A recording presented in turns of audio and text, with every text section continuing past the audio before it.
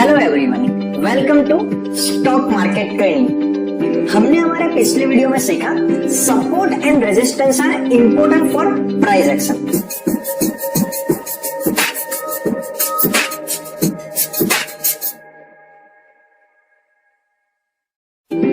Our today's topic is technical analysis, pivot points, in which we will cover what are pivot points, how can we use them for finding buying and selling position।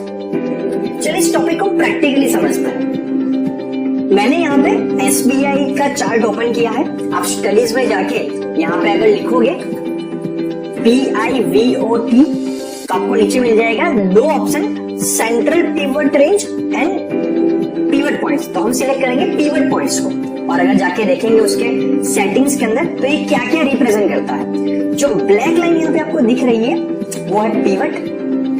उसके ऊपर जो पहली line है, example के तौर पे हम लेते हैं 10 नवंबर का, ये जो ब्लैक लाइन है ये है पिवट लाइन, ये है रेजिस्टेंस नंबर 1, ये है रेजिस्टेंस नंबर 2, ये है रेजिस्टेंस नंबर 3, ये है सपोर्ट नंबर 1, सपोर्ट नंबर 2 और इसके नीचे सपोर्ट नंबर 3 यहाँ पे है। तो हम इसे शॉर्ट में बोलेंगे P, R1, R2, R3, S1, S2 and S3।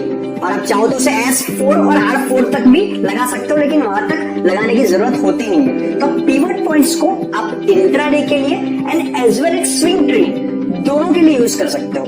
तो पहले ये पिवट पॉइंट कैलकुलेट कैसे होते हैं हम ये समझते हैं।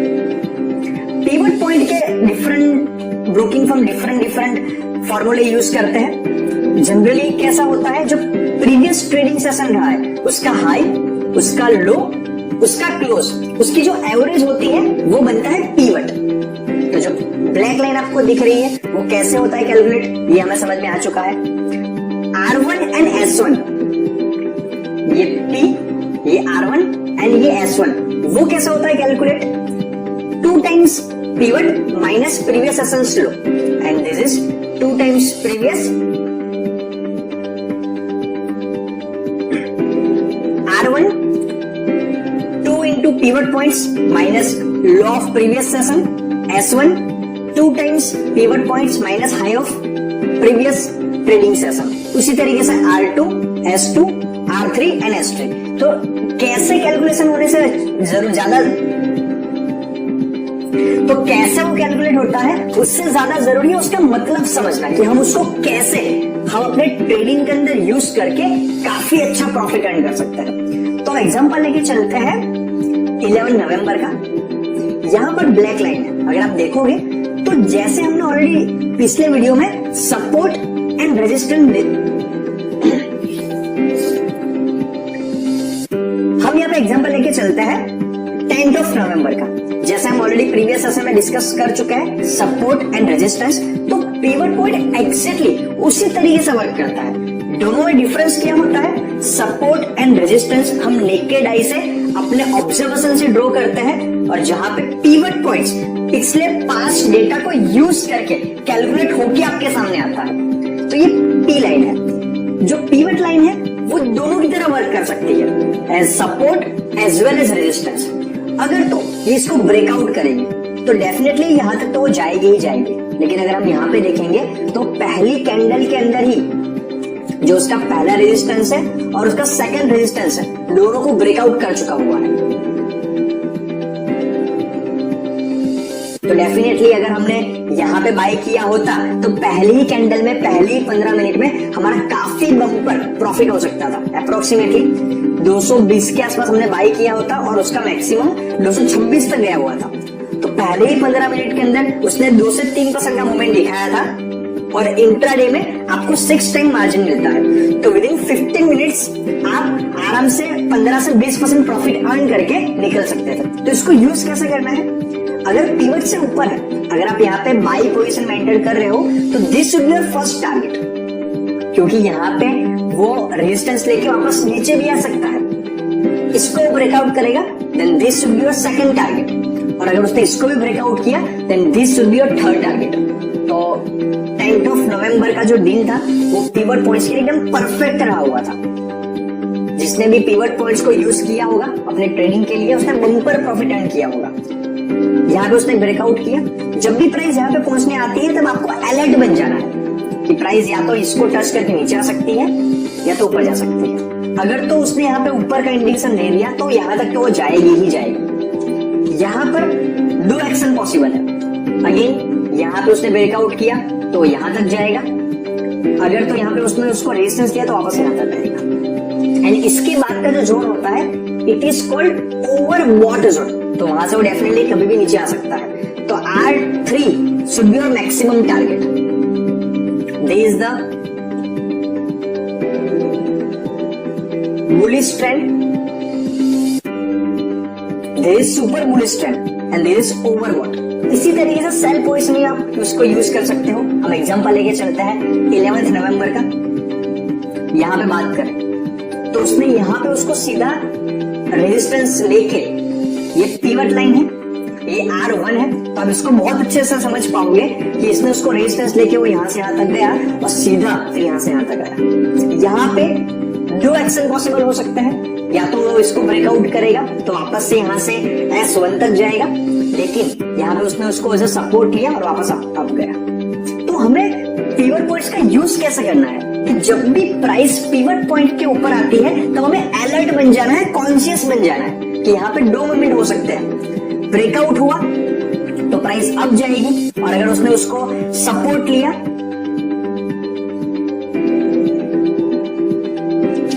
अगर ब्रेकआउट हुआ तो प्राइस अप जाएगी, और अगर बियरिश ट्रेंड बना तो प्राइस वहां से डाउन जाएगी। चलिए हम एक दूसरा एग्जांपल लेके समझते हैं। स्विंग ट्रेडिंग के लिए हम 1 डे की कैंडल्स का यूज करते हैं। अगर हम यहाँ पे देखेंगे तो यहाँ पर भी सिमिलर हुआ है। अगर हम ये 1 सितंबर से लेके 30 सितंबर मंथ की अगर ट्रेडिंग की बात करें तो यहाँ पे उसने शो किया है, देखिए यहाँ पे उसने ब्रेकआउट दिया है। एंड ऑलवेज रिमेंबर, जब भी आपने जो भी सपोर्ट एंड रेजिस्टेंस ड्रॉ किया है, या तो पिवट पॉइंट या तो ट्रेंड लाइन, जब भी ब्रेकआउट होगा तो बड़ी कैंडल के साथ होगा।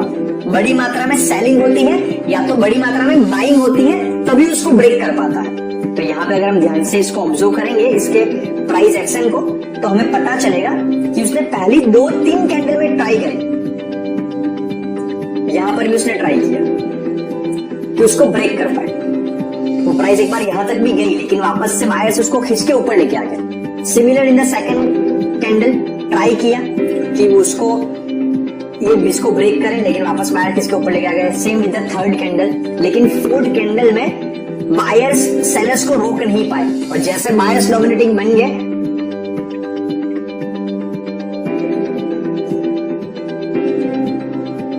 अगर हम ध्यान से देखेंगे तो पहली कैंडल में सेलर्स ने ट्राई करी कि इसको ब्रेक कर पाए, वो प्राइस को यहां तक भी लेके गए, लेकिन बायर्स वापस से डोमिनेट हो गए और प्राइस को खींच के ऊपर लेके चले गए। Similar in the second candle, sellers once again tried कि प्राइस को इसको नीचे लेके जाए, बायर्स वापस वहां पिक्चर में आ गए और वो प्राइस को अप लेके चले गए। Similar in the third candle, लेकिन अगर तो देखेंगे फोर्थ कैंडल में तो यहाँ पर सेलर्स बहुत ज्यादा एक्टिवेट हो गए और बायर्स उनको रोक नहीं पाए, तो सेलर्स डोमिनेट कर लिए और यहाँ से ट्रेंड चालू हुआ, बियर्स यहाँ पे आ गए। तो डेफिनेटली अगर हमने यहाँ पे सेल किया होता, एंड हम अपने नेक्स्ट वीडियो में सीखने भी वाले हैं कैसे वॉल्यूम से हम जज करें कि बियरिश पैटर्न जो बनने वाली है वो स्ट्रॉन्ग है या तो वीक है।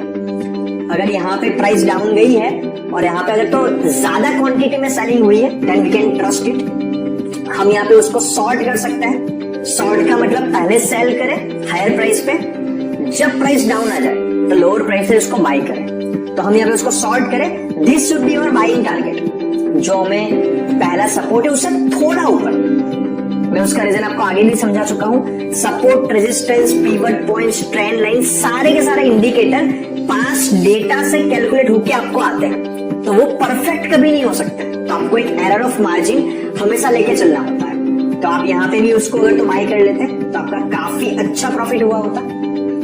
214 से लेके 198, 10% के आसपास विद इन 10 डेज। यहाँ पे दो एक्शन हो सकते थे। यहाँ पे सिमिलरली देखो, यहाँ पे हुआ कंसोलिडेट, उसने ट्राई किया कि इसको सपोर्ट बनाए, लेकिन वो यहाँ से वापस ऊपर नहीं जा पाया, उसने वापस से उसको ब्रेकआउट किया और वहां से लेके यहाँ तक गया। तो we can use this in swing trading and intraday both. आप कोई भी एग्जांपल लेके चलिए, रिलायंस का, एक्सिस बैंक का, आपको सब जगह पे ऐसे ही सिमिलर पैटर्न्स मिलेंगे। तो आज के वीडियो में हमने सीखा pivot points works as support and resistance.